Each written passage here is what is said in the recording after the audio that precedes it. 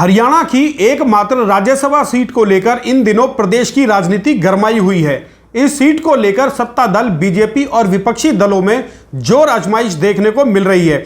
फिलहाल ये जंग इतनी रोचक हो गई है कि इस पर पूरे देश के राजनेताओं ने आंखें लगा दी हैं। दरअसल इस सीट को लेकर न केवल कांग्रेस बल्कि जेजेपी में कहीं ना कहीं सौदेबाजी का खेल भी चल रहा है। वहीं दूसरी ओर बीजेपी इस एक सीट को जीतने की पूरी कोशिश में जुटी हुई है।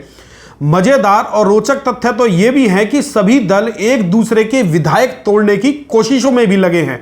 दोस्तों नमस्कार, मैं हूं संजय कपूर और आप देख रहे हैं सिटी मेल न्यूज। आपको बता दें कि हरियाणा में राज्यसभा की कुल 5 सीटें हैं। इनमें से 3 बीजेपी के पास हैं और एक सीट पर निर्दलीय कार्तिकेय शर्मा ने चुनाव जीता था।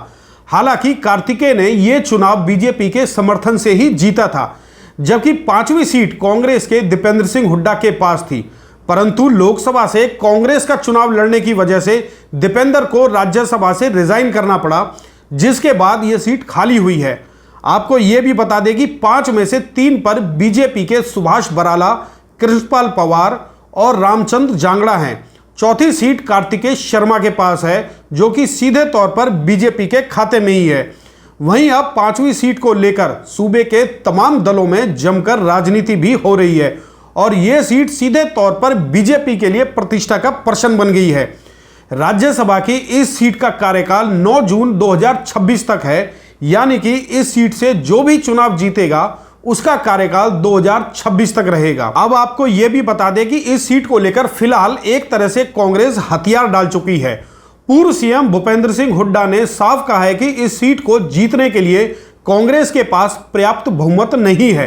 वहीं दूसरी ओर जेजेपी चाहती है कि इस एक सीट को बीजेपी से छीनकर वो अपने गठबंधन को तोड़ने का बदला ले ले।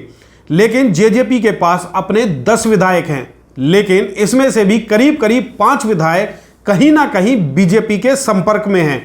यानी कि राज्यसभा चुनाव होने की सूरत में जेजेपी के ये बागी विधायक बीजेपी को वोट कर सकते हैं। इस बात को जेजेपी के दुष्यंत चौटाला भी अच्छी तरह से जानते हैं। इसके बावजूद वो कांग्रेस को उकसा रहे हैं और चाहते हैं कि कांग्रेस इस सीट को लेकर चुनाव लड़े, ताकि बीजेपी के लिए सिरदर्द पैदा हो सके। यही वजह है कि दुष्यंत चौटाला लगातार बयानबाजी कर रहे हैं कि वो कांग्रेस के साथ मिलकर राज्यसभा चुनाव लड़ने को तैयार हैं। एक तरह से वो कांग्रेस को समर्थन देने का ऐलान भी कर चुके हैं। वहीं पूर्व सीएम भूपेंद्र सिंह हुड्डा जानते हैं कि उनके पास करीब 14 से लेकर 15 विधायक कम हैं, इसलिए वो चाहकर भी राज्यसभा का चुनाव नहीं जीत सकते। ऐसे में बेवजह की फजीयत करवाने से वो फिलहाल बचना चाहते हैं। कांग्रेस को यह भी पता है कि इस चुनाव में बीजेपी का जीतना लगभग तय है, क्योंकि उनके पास जेजेपी के बागी विधायकों का समर्थन भी है।